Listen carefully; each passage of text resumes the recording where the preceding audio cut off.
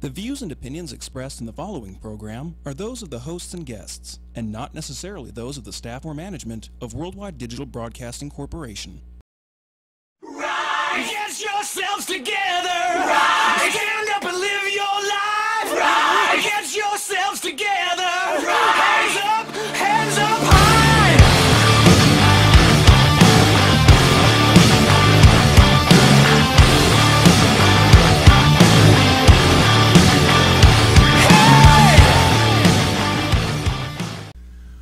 Welcome to the Rise Above Show. I am Joe Peroni. I'm Heidi Mancini.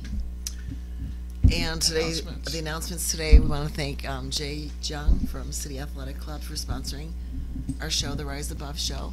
We're live right now at www.dbtv.com. So if you go on the website, you can listen to us live. Hopefully you are. Also, you can reach us on Facebook. We have a Rise Above page on Facebook. There's also a website, josephperoni.com, where things are, all of our shows are archived in there. And we're also on YouTube, and you can subscribe to us on YouTube. It's under Rise Above with Joe and Heidi. So you can find us there too. Perfect. And I'd like to welcome all of our listeners who survived the Bowling Green Massacre. Yeah. Ooh. You do know that It wasn't true. there Never was happened. no Bowling Green Massacre. Anyway. It's just a bunch of media propaganda again to That's get right. people So started. we're going to work that into the show somehow. So listen up for it. That will work its way back in somewhere down the line. Okay, But so I just want to say, in the beginning of our in our shows every week, what we're going to try and do is put in some kind of a nutrition tip, fitness tip. Joe might show you how to do a bicep curl or tricep something, or we're going to try to incorporate some health and fitness into our shows too, because I don't know if people are aware of it, but we also, Joe he's a marriage and family counselor, but he's also a personal trainer, and I'm also a full-time stylist, and I do women's wellness coaching for health and wellness. So we have a lot of other little things going on in our lives besides the radio show that we do. So, and it was requested from some of my friends that, why don't you do something that has to do with fitness, a little fitness tip, workout, something. I don't know if we can work out on here on the program, but I'll figure out a way. we can figure out something. But anyway, I just wanted to talk about, just really quickly, this week I wanted to mention the supplement or a grain. It's called flaxseed. And a lot of times people ask, well, what the heck is flaxseed? Well, flaxseed is one of our omegas. It's a grain, and you can also get it in a oil form like you would fish oils. A lot of times people can't take fish oil because they end up burping up the fish oil, or there's an issue with that supplement that they'd rather not deal with it. So it's another way of getting your, it's high in ALA, which fights inflammation of the body. So it helps with cardiovascular disease, because as we know, if there's swelling in the walls of the heart and the vessels, that leads to heart disease. So it helps reduce inflammation. So if you have arthritis, a lot of those diseases that that have inflammation, it helps with that. It helps lower your cholesterol, and those are some of the benefits. And it comes Let in me so ask many you a question. forms. Am I allowed? Yeah, what we like to use, and I can't show it because it's green and blending with a green screen, is I like Trader Joe's blend, and I like it's the meal, and the meal is very, very powdery, so you can put it on top of yogurt. You can put it on, I put it on my egg whites in the morning. Sometimes I'll put it on my salad at night. It's like a tablespoon serving per serving. There's very low calories in it. So if you are watching your carbohydrates or you're watching your calorie intake, there's nothing in it. It also helps with digestion. So if you have an issue with going to the bathroom, it helps in that area. There's flaxseed grain. There's actually the meal, not the meal. This is the meal that I was talking about here. It's the actual seed. And honestly, if you have any intestinal issues, what is that one that's called when seeds get caught in your pockets of your intestines? There's a disease. It's called. Yeah, I can't think of it right now. Anyway, if there's two types of inflammations of the colon and the intestine. Obviously, if you have that, you would not eat the seeds because they would get stuck inside your intestine wall. So the meal is really good because you don't even know it's there. It's like a powder form. You can make muffins out of it, pancakes. You can add it into your pancakes, muffins. You can use it in all kinds of ways. And then there also is an oil form. Like you could find it, MCI oil, MCT oil is another day. We can talk about that, but your omegas come in pill form. You can have it in an oil form, or you can actually eat it, or you can mix it into your foods, whatever's easy. So what was your question? I was just going to mention how you told everybody that it lowers your cholesterol, which is really interesting because I think most people believe that some type of grain, like bread or rice or even pasta, is good for your cholesterol, as opposed to we've heard that oils are actually, or fat is bad in terms of cholesterol, and obviously that is not true anymore. So if you're thinking about that, that's like 10 years. And the reason back. it's so good is because of the ALA that it contains that helps with the inflammation.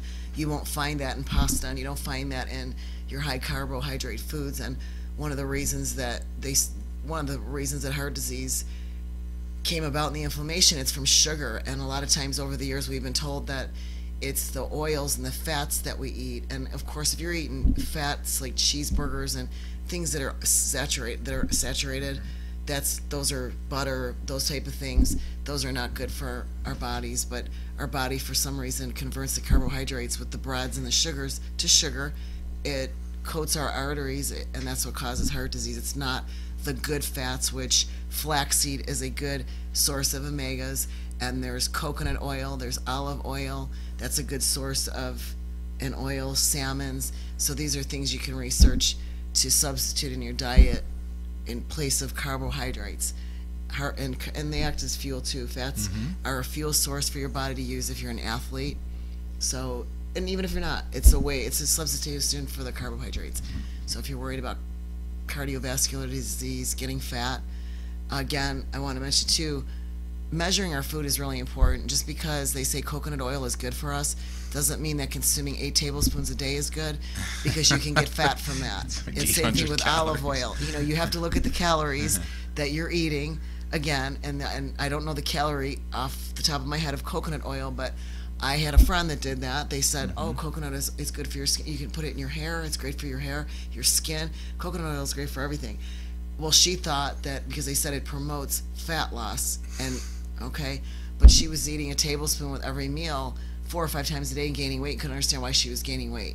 So again, you have to do portion control. If it says one serving is 1 tablespoon, right, that's your serving. Promotes. It promotes along with in exercise, moving around, and eating other healthy foods. So this week that was what I wanted to talk about with flaxseed. And one other thing I want to mention: pregnant women, they recommend that you do not use flaxseed supplement.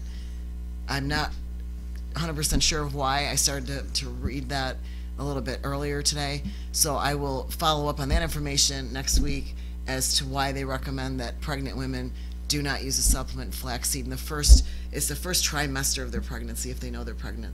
So and so I have to research that and find out why.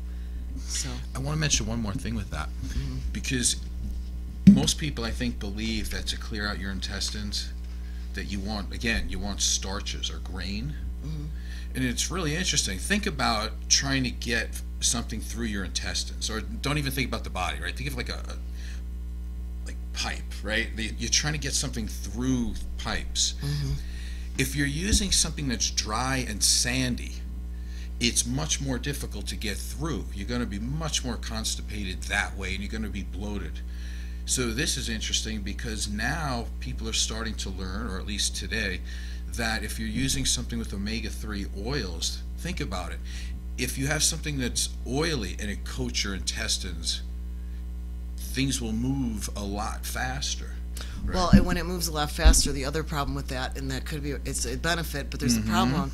Your body does not absorb the nutrients because your body passes it through so quickly. So that's why the meal, it comes in milled, ground, and you can buy it brown or golden flaxseed as the 2 other sources, but basically it goes through the intestines very quickly, so they're recommending that you actually grind the flaxseed so that your body can absorb it a little bit slower. So when it's in its purest form, which is seed, it kind of goes through our intestinal tract, and it doesn't break down enough to absorb. So all right, those are all good ideas. And plus, again, like you said, it's the amount too. You want the recommended amount. What is it? A tablespoon? This package, it's a serving size is 2 tablespoons, which is 15 grams. And that would be per serving. There's 50 calories from fat and 90 total. So the fat grams is polyunsaturated, and their carb intake is 5 grams. Your dietary is 3. There's no sugars, and your protein, there's 3 grams of protein a serving. So another thing I want to mention too is when we're talking about sugar, a lot of people will say, well, it's low in sugar. Protein bars that are out there, some of the companies, the sugar content as high as like 28 grams a bar. So there's another hidden, I'm getting off the flaxseed thing just for a second, just because when you read calories, you have to look at the serving size too. Some packages will say serving size serves 2. So the vitamin drinks that everybody likes, they'll go, I bought this vitamin drink and say the calories is only 90, and it's like, no, there's not, there's 180, and they look at me and think, what are you talking about? I go, the serving size is 2. So you have to double your sugar, double everything from what the back says. So you want to try to keep your carbohydrate intake 2 to 5 grams a serving. But interesting on there, real quick, it says 5 grams of carbs, but it also says 5 grams of fiber. So essentially, you can go 5 minus 5. Right, and it negates each other. So the way it works, it negates itself. So really, there's like no carbs in it. I tell my clients that the way to figure that out is always look at the sugar, because they'll say, well, it's low in carbs. Well, what everybody's definition is what is low, what is a low carb. But if the low carb is, I don't even want it, like 26 grams, but the sugar is at 22, that's a high sugar, high carb food with very little nutritional value to it. So you have to look at your sugar too. Yep. And that's it. That's all I got to say about that. And I'll follow up with the pregnancy thing We need a name for that segment. next week. I know. Well, if anybody has any ideas, somebody said Heidi's Corner, somebody said Heidi's Tidbits, Heidi's Health, whatever, Joe, I don't know. But we'll figure something out. But I think it's a nice way to start the beginning of the show. Share a little info. Perfect. Okay, so the other part of the show we want to talk about today is, again, we want to continue with trauma. I was thinking about, am I overdoing this? Then I thought, well, there's so much material that I want to kind of flesh it out slowly and then say things in different ways so people can understand. Because there's so many people out there that are affected by this, and a lot of people don't even know they're affected by it. So I figured I have to, what do we have? Heidi's Health Hints. There you go. Oh, I like it. That's a good one. Good one, John. We'll use that one. Great idea. We're going to use it. So many people are affected by trauma, they don't even know it. So I figured that let me start to say things in different ways so people can start put it together and go, okay, yes, that's me. Or in my next potential partner, this is what I'm seeing here. And also what I've really noticed a lot lately, and we don't want to make this a political show, and it's definitely not, but it is psychological. And what I have noticed is a lot of people are getting psychologically triggered by just what's going on in the world right now. And I'm not just talking about the president, I'm talking about just the way people act in general.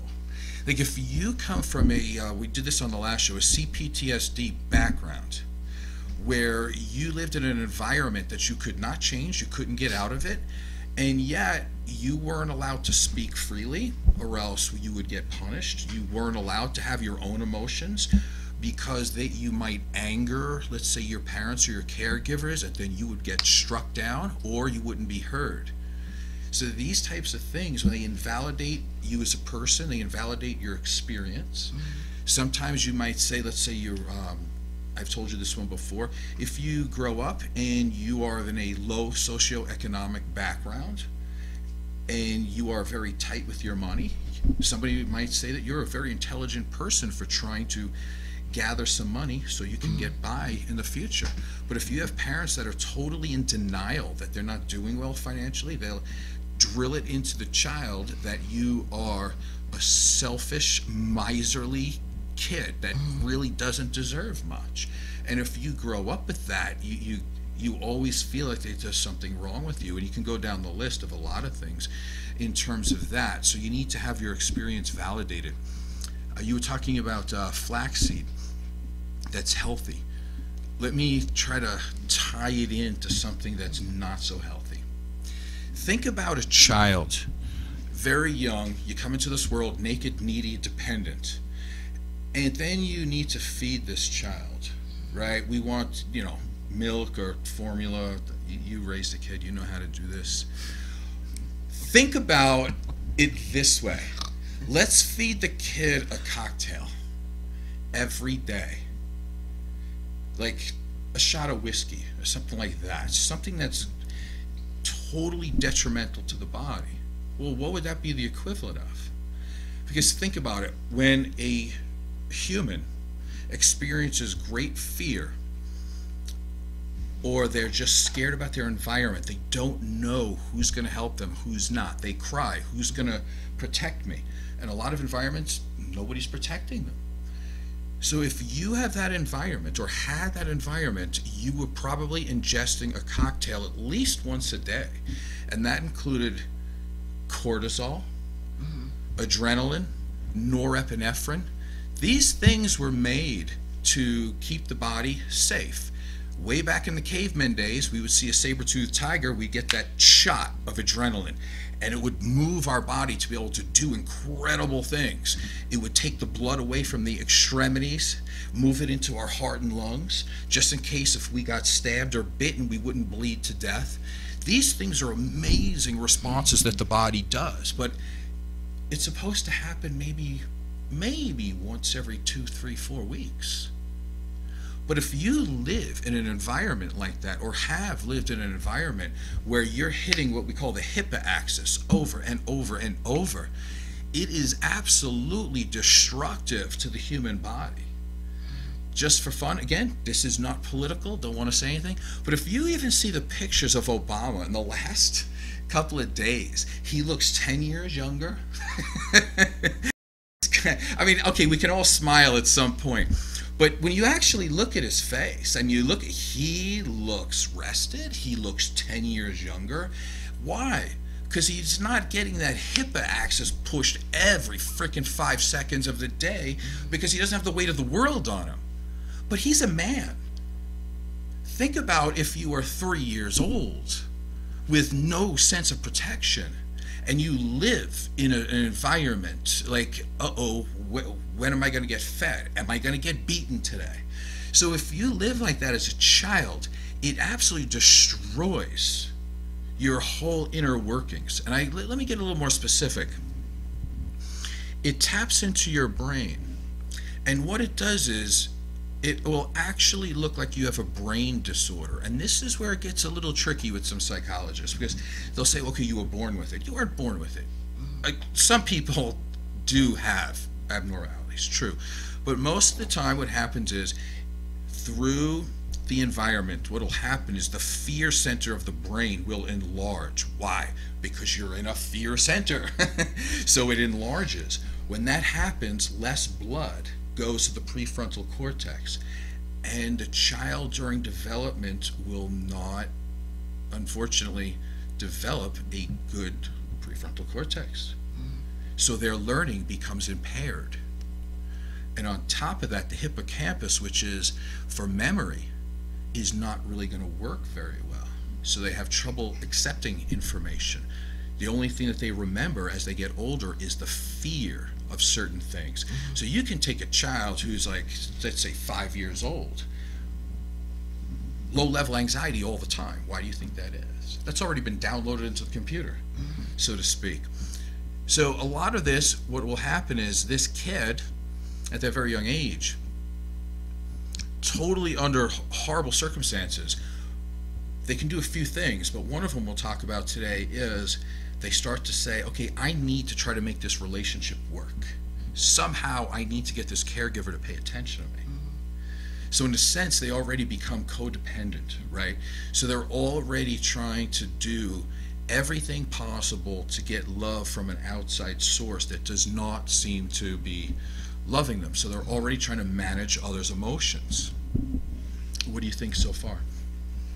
Well, I was just thinking of what you're saying, that I think with adults, we think that our kids don't remember anything as children. Well, they're too young, they won't remember. And the fact of the matter is they don't remember then. Right. So, when we're, as parents, when we're, taking care of our kids and even other people's children, I don't have any young babies around anymore, and my daughter's a teenager, but, even now with little children that are around me, I watch what I say and I watch my actions around, 3 to 5, these little kids, because they watch us and they see what their environment is. They see what goes on outside their environment, and they are watching and they do absorb it. And I do think at times as adults we forget that they hear our words. Absolutely. They see our faces. They see how we interact with each other, and a lot of things right now, and the way the environment is in a lot of situations is there's a lot of frustrated people around anymore. So kids pick up on that. They learn behaviors from that, or they learn how to avoid behaviors like that. Well, I don't want to be around somebody that's frustrated or angry, or think they're going to go off any second. So kids learn avoidance skills, to stay. I'm going to stay in a good place so that I don't like freak anybody out. So even if you're not parenting kids, you're a teacher. I have a lot of respect for teachers. I think they have a lot of responsibility in teaching our children and caring for our children. But I also feel that there's teachers out there too that sometimes say things and do things that may be a little bit harsh, or a little bit, again, something they learned, and they're going to try to relearn it onto a child. And sometimes, we need to be careful too as professional people that how we speak to our children and how we teach our children and how we talk to them. As adults, we're always cautious, like is from one adult to another. You don't want to go up to a client. I would never do this to a client and say, the hell are you doing? Like, don't you know how to lift that weight? How many times do I have to show you to do that? Like, how many times do we have to do this exercise for you to get it? Right? You know what's going to happen? This is what's going to happen. The client is probably going to be feeling bad. They may not verbalize it to me right at that second. They may go, okay, I'm sorry, I will do better the next time. They will try a little bit harder. The consequence to that, there's many things that can happen. They could go off on me. They could be that kind of person that's confrontational too and go off. They could choose to leave me and my services because I'm inappropriately disciplining them or talking to them. But for some reason, I think with our kids, we think that it's carte blanche to behave a certain way, and a child's going to forget it. They're too young to remember. They're too young to remember the voice yelling at them. They're too young to remember being touched. True. But their body remembers. And that's what I was trying to say in the beginning. Like, yes, that cocktail of drugs, so to speak, right? Like if you get hit with that norepinephrine, that adrenaline, that cortisol shot, what's the difference between that and heroin on how it works with the body? Or, well, that's a downer. But the point is that it does affect the body. It's like a cocaine shot every single time. It's interesting what you say. Like if you say that to a client and they downregulate, right? They just stop talking. That's a trauma response. Think about it again, back to the beginning, when you're in an environment with parents that are putting you down, and you're not allowed to say, hey, Dad, shut up. You can't say that. Don't talk to me that way. You can't do that. So if you hear that and you know you hurt somebody but they just shut down, you can tell right then and there. That's a trauma response that or you is can have somebody mimicking. push you back, like you could have somebody, They you do push that them too. a little bit and they go, they're going to push you back. Okay. And that's happened to me. Oh, like if sure. I try to push somebody to what I think their expectations, what my expectations are, they're pushing right back. And that's a response to something that happened to them. And then I have to back off and say, okay, this is not, it's not working. And I know as adults, we always say that we're very respectful to our co-workers. We're usually respectful to, our people that are paying us. But again, we tend to be a little bit more not respectful to people closest to us, and especially our kids. And I think when we're behaving in certain ways, something happened to me today, and I just stood there and I looked at this gentleman, and I thought, before I didn't have to say anything to him. He was an older guy, and he got really upset with me because I didn't see him behind my car walking, and I was sitting with my brakes on. I was getting ready to back up. It was at Trader Joe's. And I went to back up, and at the same second I went to back up, I saw this older gentleman coming around the passenger side. He was going to get in the driver's side, and he's, mother effing me and calling me all these names through the window. And I just sat there and I looked at him, and I just sat back and I just looked and I went, like, what are you doing? It was that quick, huh? Now, and normally I'm reactive. I could be reactive, and I just smiled at him, and then he just smiled back at me, and I thought, you gotta be kidding me. Now, and when you see a kid sees that, what do you think a kid does? That we don't realize as adults that our actions, our mannerisms, the way we talk to the teller in the line, how we treat them and their responses, we don't realize how kids pick up on all that stuff. They pick up on everything. They pick up on everything. I mean, you're a parent. You can tell your kid anything you want. They're not going to listen. You have to act a certain way, and then there's a better chance that they're going to follow what you're doing. So they'll follow your actions much more than they're going to follow your words. Right. Right? So one of the things is that I don't want to give people excuses to do bad things, or because they'll go, okay, it's always something in my childhood. So I don't want to do that. But on the other hand, I also want to be empathetic and compassionate to people who do feel great pain in the present time because of things in the past. Because there has been a lot of stuff that I've been reading lately, and they make fun of people for getting triggered in the present time, right? They'll have something like our president, who is very angry, let's say. Again, it's not political. I don't care about, it's not policy. But his mannerisms, his actions are very abusive. And when and you come from a family that is dysfunctional, there's usually almost always a narcissist in that family, that it's always about them, it's about their power, and they kind of get off a little bit on some of your pain. So it's not like, oh, I'm sorry, the way you did that, I need to correct you. You know what I mean? Like on a human level, as a parent or as a human. What you'll see from our president and from a lot of people around now, the first thing that comes out of their mouth is a very extreme negative cut. So we're character assassinating people right from the top. And there are plenty of people out there right now that are going, oh, that reminds me of my abusive past, or this guy that I used to be with, or it reminds me of my mother or my father. And it's triggering them even more because we're actually rewarding that behavior. Like, it's like, who could you be if you're a malignant, by the way, a malignant narcissist who is incapable so far of having a conversation? Everything is like, this person's a jerk, this person's a so-called judge. Again, this is not policy. It's just listen to how he talks and the way he says it. And then I'm going to tell you why so many people are triggered. And again, it's not a political statement. I don't care if you're liberal, whatever. Everybody from all walks of life have a possibility of being a trauma victim. And if you see a person who's acting like that, I have the compassion to understand why. So if I get somebody in my office that says, I can't even watch TV right now because there's so many angry people yelling back and forth that can't listen to one another. Everything is a black and white issue. By the way, black and white issue shows mental dysfunction. And I'm not pointing out who's doing that, other than the fact of it seems to be a major thing in our society today that almost everybody is doing it. It's hard to have a conversation in this world right now. Like, I go through that with Heidi. Like, she knows me. It's really interesting. For all this stuff, I do all my working out, my bodybuilding. People think I'm all about physical. But the fact is that I love to sit down and have a deep philosophical conversation. I love doing that. My biggest hobby really is not bodybuilding, it's reading. And honestly, listen, I can die of loneliness by the time I can actually get a conversation with anybody anymore without the finger pointing and everything else. A lot of this stuff that people are being traumatized by, it's like old narcissistic wounds, and yet we have a society today that actually helps pour salt in them.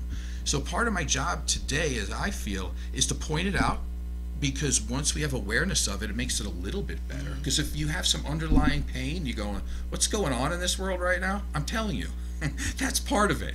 You're being triggered by a person who's a narcissist, which most traumatization to a child happens from a narcissist, which is really interesting because there's a lot of different ways a traumatized child can go. But it's ironic you're saying that too, because usually when you're traumatized by a narcissist, the child becomes a narcissist as an adult in some low-level degree. That's I mean, true. it's not maybe as bad as the parent, but as a survival technique or survival, they become it's self-preservation, self-survival, and they become to a certain degree a narcissist. Absolutely.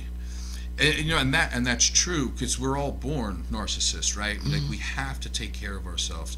So you're right. There's different levels of narcissism, but one way is to become codependent, right? Like, I'm still going to care about myself because I have to get my needs met, but the way I'm going to do it is to maybe subjugate or diminish my needs and feelings and hope that I can still get what I need from the people around me. And this is also what you're seeing, because there's a lot of codependent people in the world. Well, you see that in relationships, you see that in marriages, you see it a lot, and you say, well, why is that going on there? And women, for some reason, because, well, I'm sure men do it too, but I'll say women tend to do that a lot. They'll kind of settle in and there's a codependency there. Somebody's taking care of them, their bills, their whatever, and they kind of settle in to their situation. Yeah, it's interesting you say that. I know this is going to sound like a very strange thing to splice in, but you know how I like to read, right? So if you go over like the Hannibal Lecter books, think of it. The movies are great, by the way. There's a TV version, right? And not everything in the books make it to the screen. There's a very interesting character in one of the books called Margot, and she happens to be a bodybuilder who's a lesbian, right? Are we interested now? But she's not, she's not really a character. She didn't make it to the prime time. Yeah, she didn't make it to the movie. But the point is this. There's this, obviously, it's a horror story, right? So there's this evil guy, and he's a pedophile. And what he does is he lures children in with chocolate. That's one of the things he does. And he would have got me for sure. It's it's horrific. Part of it is that after he's done doing his disgusting things, he may offer them chocolate, and it's like, this is kind of like, this is for your trouble, and kids like chocolate. The kid is scared to death, will take it no matter what. They take the chocolate. But see, here's the serious part of this conversation. What's the main guy's name again? Hannibal. Yeah, I'm trying to think of his real name. Anthony Hopkins. Anthony Hopkins. Although he's not the one playing it on the TV show.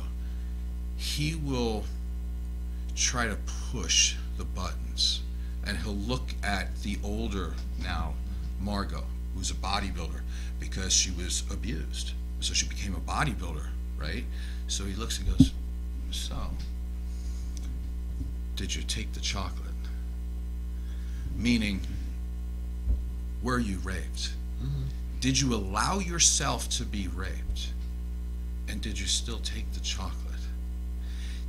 What I'm getting at is to get really down into the heart and soul of what codependency is that you are giving up a part of yourself to get something. And at some point you have to stand up, and you have to be able to draw a boundary and say, no more. Because all of us at some point have eaten the chocolate, right? Like, if I was being totally honest all the time, and why? Because I'm a people pleaser and I'm a codependent. I'm a recovering codependent. And I get sick and tired of having to always take the high road when other people take the not so high road, and it makes them look good. And yet I've eaten the chocolate. In other words, I've let myself be raped emotionally in some ways. Let's take a look at it like this from a business sense. If you have a sponsor that's, say, a born-again Christian, now you're on notice that everything you say is going to be looked at with a fine-tooth comb, and God forbid there's something that tweaks them or insults them. Now, in a business sense, you can pull out and say, well, I don't want to go along with that. That's true. Except that our show has been helping people in physically, emotionally, and psychologically ways for 4.5 years. And what it comes down to is, back to the beginning, if you are in a trauma situation, it's, do you have the ability to speak your truth without being punished? And if the answer is that you cannot speak, you are in the throes of being with a narcissist person, and you are being controlled. How much chocolate do you want to eat? You have to make that decision. It's like you mentioned with some women. Some women will deal with abuse because they got their car payment. Well, that's horrible, and I feel totally bad, and I have empathy and compassion. But at some point, we do have to stand up and say, okay, I need to draw a boundary right here, right? Like, how much chocolate? How much chocolate will I eat? But people and don't. I'm done eating chocolate, and that's how you get better. When you say boundaries, you got to explain boundaries, because people don't get what a boundary is. A boundary doesn't mean that you're going to be spiteful and turn into this, whatever. It basically is standing up for yourself and saying, this happens to me a lot, and this has happened to me a lot over my life. This is an example. When I'm doing something, and it doesn't matter whether I'm at the gym, I'm at my salon, I'm at home, my daughter's done it to me, everybody in my life's done it to me at some point or another, and I will be doing something that's I feel is important, and somebody will interrupt me. And it's almost like, put it down because I'm here, or what I'm doing at that moment is not important. Or if I'm with a client and another client will come up and just right in on that conversation, and it's like, wait, excuse me, and I will politely say, excuse me, but this is my client's time. I'll be with you in a few minutes. Are you okay until then? That's a respectful boundary. I'm not saying get the hell away from me, and what do you think you're doing? So I'm learning at my age how to healthily set a boundary in a respectful way to let the person know, this is important to me right now. I need to get this done. I'll be with you. And whether it's a personal relationship, it's a business relationship, but in our business relationships, I don't know about you, but I know me personally, I'm a little bit better at setting a healthy, respectful boundary in my businesses than sometimes in my personal relationships with either you, my daughter, moms. We have a tendency to go, hey, what are you doing? Get out of my face, or whatever it is. So healthy boundaries is just not going along with everything and saying yes all the time, and then afterwards go, why did I say yes to that? Because I really didn't want to do it. But you did it. Right. You said yes because you didn't want to upset somebody. The word no is one of the biggest words ever if you are a codependent. That is one of the hardest words ever to say. And I've been like that most of my life. It's always like, yes, how can I serve you? You even make fun of me because I say that a lot. How can I serve? What do you need? How can I help you? How can I make your day better? And it's like you can just get tired of it after a while, because you start looking at yourself and you're going, oh my God, hold on a second. I'm letting myself be abused. I am not, at some point you have to say, I'm not eating the chocolate anymore. Okay? Like, that's just not going to happen. Or if you figure you can work it out by doing like a million things, you go, you know what, I know I really can't do this, but I'm going to try and figure out how to fit everything in. When you clearly know that it's something that you don't want to do, there's no way you can do it, and you have to set that boundary right at the beginning and say, you know what, I'm sorry, I'd love to help you out, but I can't. My plate's already full. And when you're in personal relationships, it's hard to tell the person you're with that too. I'm sorry, I can't help you right now, but my plate's already full. So you tend to go, okay, well, let me see what I can do to make it work for them too, and then you end up burned out, resentful, right? Instead of just setting that boundary right in the beginning and saying, I would like to help you with this, but I can't.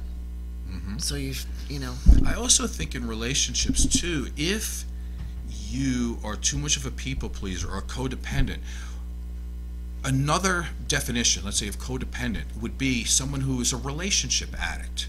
Okay, so let's take it as a relationship addict. What you're trying to do is hold that bond and hold that form, no matter at what circumstance. So you'll give up anything to have that relationship.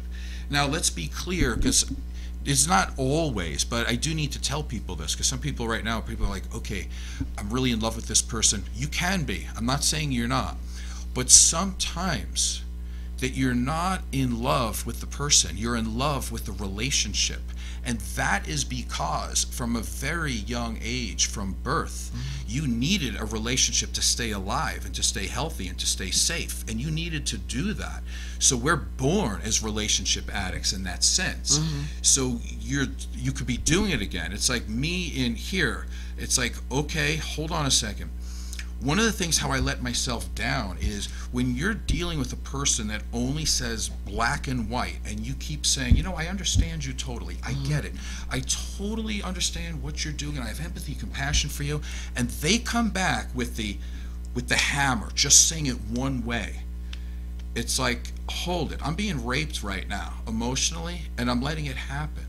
So there were two things I do want to correct that was on our show a bunch of weeks back, and I felt like I let it slide because I was trying to take care of somebody else's emotions, but I need to say this. We had a conversation about sex, so I'm going to bring this up because it's important.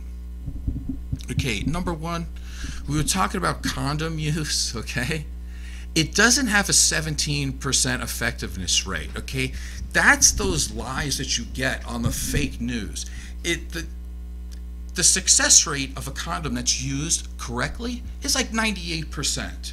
Okay, so let's just deal with that. Okay, that is the truth. And also, I got a couple of women that came to me, and I felt really bad because I didn't stand up for myself. And I need to say this because it's truth, okay?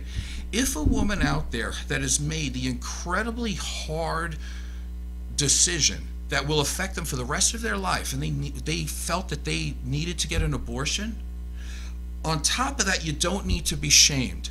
Abortion doesn't cause cancer, okay?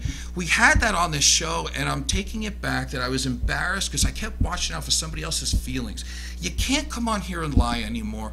I'm not going to do it. I'm not eating the chocolate, and you can fact check me. Call up the American Cancer Society today. There's nothing on there that would ever tell you in any way that abortion causes cancer. Well, so let me just get the truth out there, and I don't care if it hurts somebody's feelings. But the thing is what's as people, right is right. As people, human beings, you always say that word human beings. I don't know why, but as people, it's our responsibility to get everything, get all the details, get your information, get it right. Don't just listen to one side because that one side may not know what they're talking about. It might be a little bit slanted because of stuff that's happened in their lives, so everybody's perception or what they see is different. So, you know, I get what you're saying, you know, with the show, and there was some remarks made about that. And it is a hard decision for a female to do that, no doubt, and it has happened. And again, you know, I'm glad you brought that up. But right. No, I wanted to say that because you know how careful I am with what I say, and I am caring about women. And I just didn't want to, right, there's a difference between a fact and an opinion. And I really let myself down. Because here's the thing. Yeah, but let me finish because I'm saying something that's important that's very hard for me to say. I let myself down, and in doing so, I let down a lot of other people. And that will not, as much as I can prevent it, happen again. Because I don't need to sit here and worry about somebody else's feelings when they're not telling the truth. So with that, did you need to say anything? Because I think we need to go on a break too. I didn't mean to cut you off. It's just that it was hard for me to say, and I didn't want to wind it up. What I'm saying is that it's a woman's right. It's a person's right. It's whatever right you want to say it is to do what they want with their bodies. And there's always that argument on the other side of it that there's always an abuse of that. Okay, I don't care what it is that you're doing, there are going to be that other side of that argument where they say you're using that as a form of birth control. I mean, but that had nothing to do with what the conversation was. No, listen, that day on our show. Those are different issues. You can debate that, but we're not debating that it causes cancer, and we're not debating that condoms don't work. That's a scare tactic. I mean, I'm not being a jerk, but that's just the way it is. It's like in the hair business. When we do somebody's hair, and I have clients that come in and they'll say, I got a perm, and that perm was terrible. I'm never going to get another perm as long as I live because my hair was fried. And I would say to that client, listen, whoever did your perm 15 years ago, it was operator error, okay? She, he, whoever it was, either shouldn't have done the perm on your hair because your hair porosity was bad. They rolled it too tight. They selected the wrong perm. In some situations, there is operator error. We're not perfect all the time. So what happens is the same thing with the condom use. People will blame the condom. The condom isn't working. Well, it doesn't work if you don't put it on right. It doesn't work if you reuse it. It doesn't work in a lot of different ways. Listen, I mean, it's not a difficult thing to put on a condom, number one. And if you support no education or sex education, that's a whole nother story. Do you want to go to our break? I want to go to it's about 2 minutes long. I want you to hear this. He has a very interesting take on trauma. As you'll hear, and he says it in a very insightful, amazing way, about trauma can actually start just right from our birth. Very interesting. Here you go. So I've been thinking that I believe human beings all harbor a kind of primal trauma. I think the moment of birth is the first, the initiation, the agony of separation. It's the first time in which we experience fragmentation from being in a kind of cosmic merger with a divine being, with a goddess, with our mother, to all of a sudden trembling naked before the cosmos. And I think that primal trauma, I think that initial separation leaves us all with intermittent PTSD. I think that we carry the scars from birth, and that these fears, these traumas, resurface at pivotal periods of our lives. I think a lot of the patterns in our romantic life in particular reflect this primal trauma, reflect this fear of abandonment. I know for in my own romantic life, I tend to idealize romantic partners. I tend to turn them into goddesses in order that they can serve as conduits for that divine merger, for that return to the womb with a view, so to speak, for that primal trauma. And so what's really interesting is that we spend our lives perpetually reenacting these traumatic experiences without ever realizing where they stem from in order to address them and potentially heal them. It's why we make such a failure of our romantic undertakings and why most people lead lives of quiet desperation. I think the fear of loneliness, I think the cosmic fear of abandonment is polluting our romantic lives in ways that we don't often address. And so the question becomes then, is there a solution? Is there a kind of journey of transformation, our own version of the eat, pray, love undertaking, where we learn to become whole on our own so that meeting somebody else becomes an additive, a supplement, rather than a filling of a vacuum, so to speak. And it's a journey I haven't quite figured out. You know, meandering walks on the beach and contemplative introspection is just one way of trying to find an answer to the question that drives us. And I haven't figured it out yet. Welcome back to the Rise Above Show. I am Joe Peroni. I'm Heidi Mancini. All right, so if you've been listening to our show today, I hope you're learning a lot of stuff. We had some nutritional advice from Heidi, and we talked about trauma, where it comes from.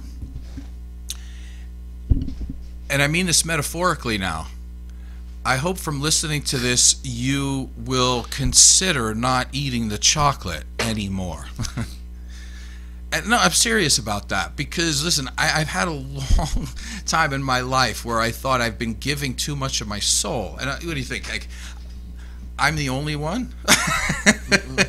I've done things in my life, and I do things, and I've said things that I go, well, it's not really how I feel or I think, but I gave somebody just a little too much of my soul to get something back. And I tell you, you have enough years of doing that, you start looking in the mirror at yourself, and you're going, what are you doing? You know, you go, is this what you were put on this earth for? Here's some more honesty for you. When you have the strength to start drawing a boundary about, listen, I resist A, B, or C. I didn't say yes to A, B, or C. I will not conform to A, B, and C. You will treat me like this, this, and this from now on. Oh, the backlash you will get. You will get so much backlash. You need to be ready for that. That is part of the experience of being able to say, what's her name? Melody Beattie would say, codependency, no more. No more. But I'm telling you, within the first 3 months, you are going to lose friends that you thought you had. But here's the good part. You get new ones. You get, there you go, you get new ones. Or none. That really That's fine do too. like you for who you are. Because you don't need to keep doing what we call repetition compulsion. You have this undying need to keep fixing what you couldn't fix in your childhood. So you keep getting mixed up with these people that don't like you unless you're a certain way. Mm-hmm. Or you keep giving, and they look back at you and they give you nothing back. You know, it's like paying for this pen here, and I keep paying a $100 bill all the time. There's nothing reciprocal about that. There's nothing mutual about that. So you're going to have to go through great pains. I need to tell you that. You might be emotionally assaulted. You're going to be told that you're selfish.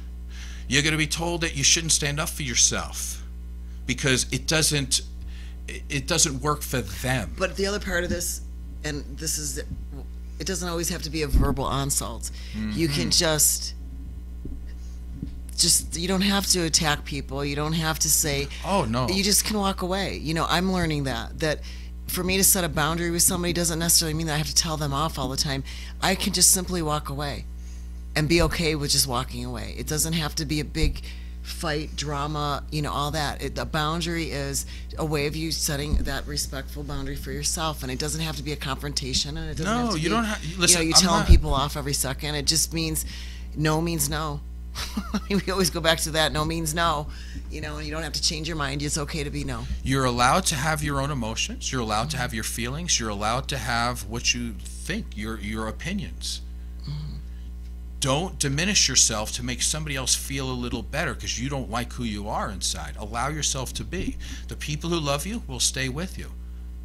The people who leave, they liked you with conditions. We don't need those people at all. So I want to thank you for listening to our show today. We have the Rise Above show. We try to help people every week. Speaking about drawing boundaries real quick, John's looking at me. He's giving me the sign. The boundary is that you guys are done for this week. I could talk for more. He's giving me the hurry up thing.